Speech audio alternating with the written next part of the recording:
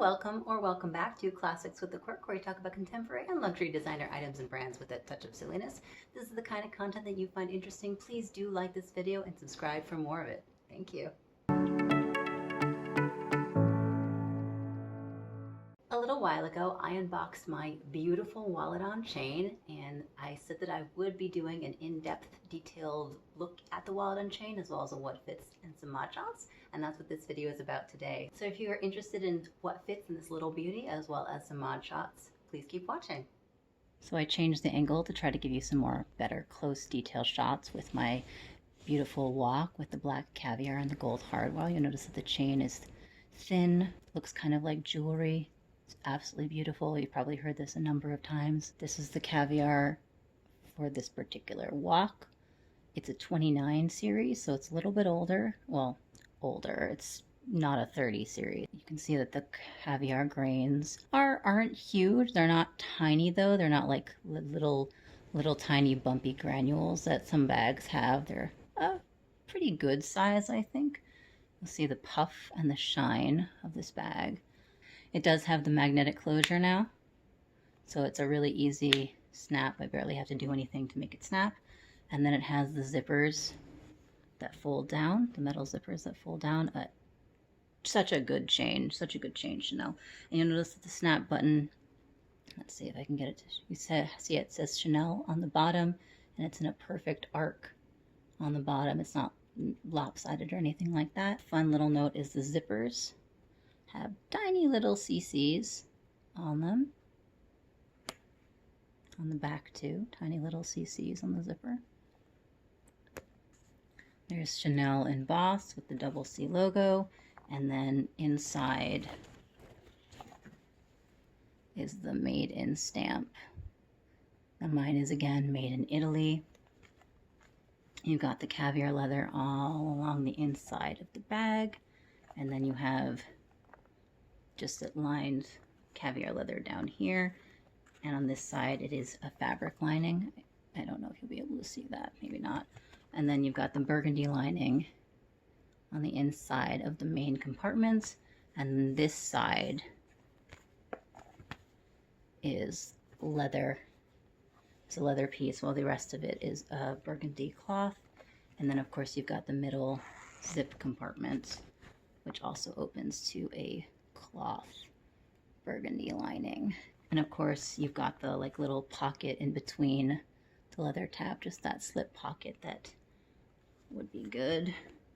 And this is the quintessential secret pocket, which has also burgundy fabric lining. And as most of you know, this pocket does go all the way down the bag, which I am not going to do for very long because that kind of freaks me out, but you can. Some people hide things down there, bigger bills, or some people put, you know, menstrual pads and stuff down there. Beautiful snap closure, and you'll see how it snaps pretty easily. That's what it looks like on the side. And the back, you'll notice that the stitching perfectly lines up here. All this quilting lines up, so it looks like a really good patterned piece. Nothing is misshapen or lopsided, and some are. I've seen WOCs and even classic flaps where the pocket is misaligned or the flap is crooked. You'll notice that my flap is not crooked, which is a good thing because I would not have taken it had it been. Oh gosh, it's so beautiful. And then here's the bottom. You'll notice that the bottom goes in. It's not a bowed base. If you put stuff in the bag or put a WOC saver, the bottom will flatten out. But if you overstuff it, the bottom will bow out, and that's a sign of stretched, misshapen leather. So I would recommend not overstuffing this bag. If you like the look of an overstuffed bag, that's one thing. If you want to carry a lot and you want to use this bag as a carry many things bag, that's another thing. Power to you. It's your piece, so do whatever you want.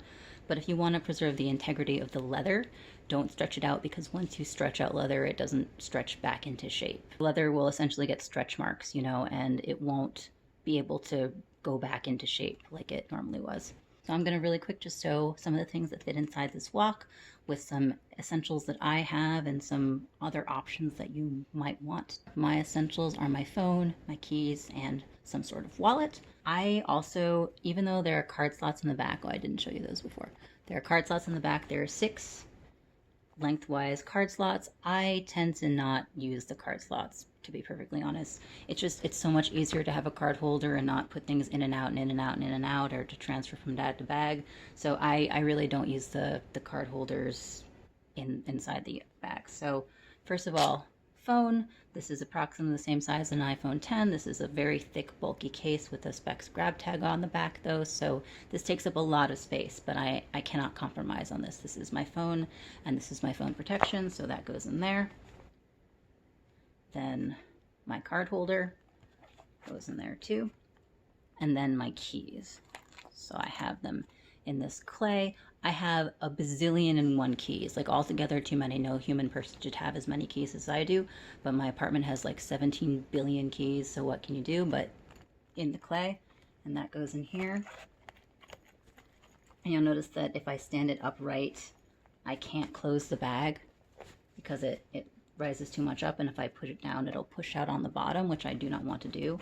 So I have to take my card holder and kind of arrange my clay with my card holder. So the clay goes down on one side, and then the card holder goes down on this side. And you see how they kind of have to Tetris line up, but they do, and that closes. And you notice when I have those things in the bag, it's obviously it's stuffed because my card holder is pretty full, my keys are ginormous, and my phone is too many. But you'll see how it doesn't bulge out on the side, it still goes in. Same thing on this side, it doesn't bulge out, it still goes in, and the same thing on the bottom. It's pretty full, like you can see how full it is, but the bottom isn't bowed out, it's still in. So that will retain the shape and the integrity of the bag. And you'll also see that the flap doesn't protrude out too much. It pretty much still lies fairly flush and close to the bag. Now this leather will stretch out a little bit. It will get a little bit easier to pull things in and out without bowing the leather out. It will stretch out a little bit and have a little bit more give. But this is pretty much all I need when I'm carrying this type of bag. And that's all I'd be happy to put in right now. That's the bag, and you'll notice that it's full on the bottom, but you've still got some space on the top. So say you have a hand sanitizer, you can put that on top, no problem. A lip balm as well, that could probably go in, yeah, no problem. And they just lie flat on top, and that you can still close that with pretty much ease and still no bulges. Now I would be very unwilling to just put some free-floating hand sanitizer into my WOC. A little bit less worried about putting a lip balm, but still. So I'd probably either put them in a small pouch still, or even like a Ziploc bag that doesn't take up a lot of room, but still provides some layer between the possible explodey liquid and the inside of a very expensive piece. So that's an idea of what fits inside of this WOC, as well as some detailed shots. And now I'm going to give you some mod shots, so stay tuned. So this is the WOC, and as a reminder, I am 5'7" and approximately 130 pounds. The WOC does have a pretty long strap drop, but there are a lot of different ways that you can wear it. So first of all is, of course, the long shoulder. And some people feel that the long shoulder is a little bit too long for them. Being 5'7", I think that this is fine for me, but it is pretty long, I will admit. And then crossbody, of course, and I think that this is a pretty fine crossbody length for me. Another way that a lot of people wear it is they will take the strap and loop it one time underneath, so there's a little bit of chain on top hanging kind of like a classic, and then just short shoulder it that way, which I think is a pretty good length. Another way that people do that is they take the strap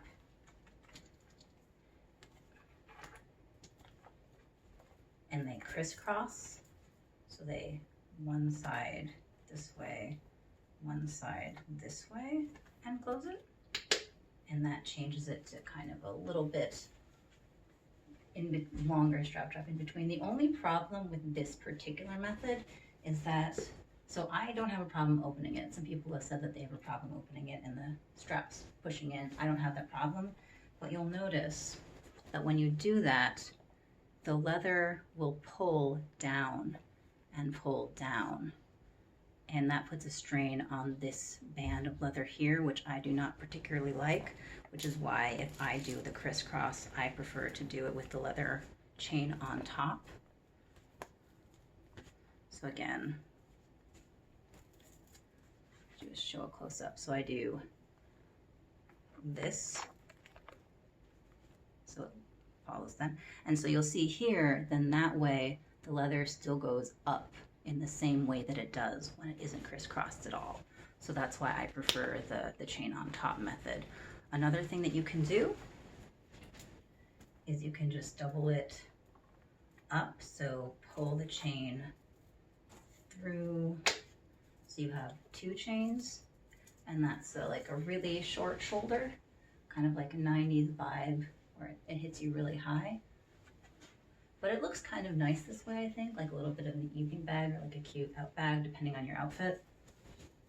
And same thing, like obviously you wouldn't be opening the bag this way. That doesn't make any sense. So you'd open it and then there'd be no problem getting your things. And you also can kind of like top handle it that way. So just hold it, top handle. And you also, I keep saying and you also, so another thing you can do is just loop it so that's 1, 2, 3 times looped in. See how it's 3, 1, 2, 3. And you notice that I still have it so the chain is going up, not down. And close it.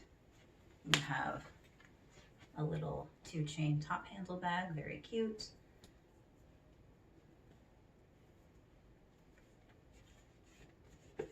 And you can do the same thing where you cross it in this way and then have this come over. Now this, again, this does pull this bit of leather in. So I personally wouldn't do this myself, but if you just want like a little bit of a wristlet moment,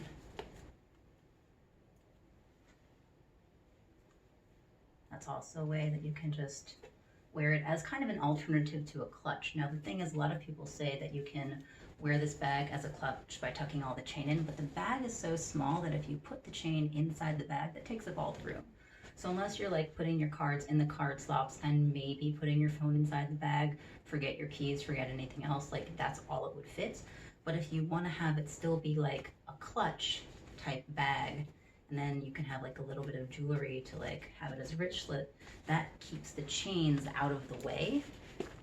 So they're along the flap instead of inside the bag taking up that space. So that's one of the reasons that I think that this is cute. Also the chains look really cute and you can just like dangle and hold it. There you go. So that's just a few of the many different ways that you can play with the chain. I do understand that some people think that because the chain length is so long, it really hinders them in being able to wear the bag. But I like that you can be so creative with the chain and just use it for a bunch of different styles.